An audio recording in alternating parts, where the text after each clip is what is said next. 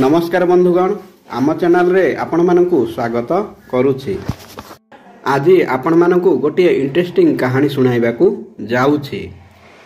कहानीटर title जहा मु नुहे। भिडियोटी आरंभ करिबा पूर्वरु आपण मानकु मोर अनुरोध, भिडियो को गोटे लाइक एवं आम चैनल को सब्सक्राइब करंतु। चलंतु जानिबा। थरे गोटे राज्य रे राजा अपुत्रिक थिबारु तांको अंते नुआ राजा लगी हाथी सुना कलश धरी राजधानी रे बुलुथिला। शेषरे जणे युवकर मस्तकरे हाथी सुना कलश ढालिबारु सेही युवक को राजा भावे अभिषेक करागला। अभिषेक हेबार परदिन नुआ राजांको पारेधीर आयोजन करागला।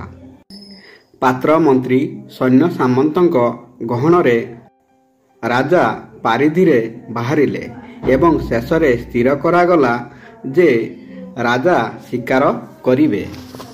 जंगल भीतर को पशिबा क्षणी सैन्य माने चारिआडे खेली गले एवं सेमाने जंगल भीतर घेरी जाई गोटे महाबल बाघ को राजांको पाखकू तोड़ी आनिले।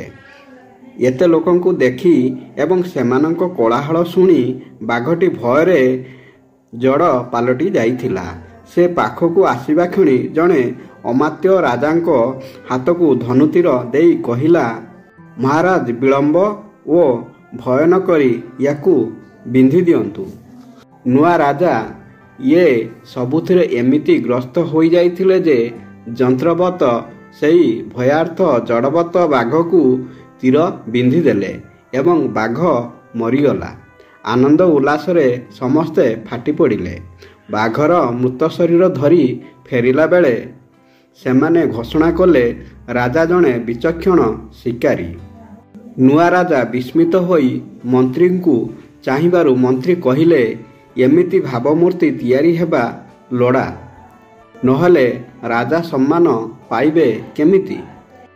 परदिन सकाळे देखागला जे राजा निरुद्दिष्ट। मंत्री को उद्देश्य से पत्रटीए छाड़िथिले। पत्ररे लेखा थिला, जहा मु नुहे ताहा मते कराई दिया जाई पारिबो सिना, किंतु मु ताहा होई पारिबी नाही, तेणु विदाय। बंधुगण, भिडियोटी भल लागिले भिडियो को गोटे लाइक एवं आम चैनल को सब्सक्राइब करिया को भूलिबेनी। धन्यवाद। जय श्री कृष्ण।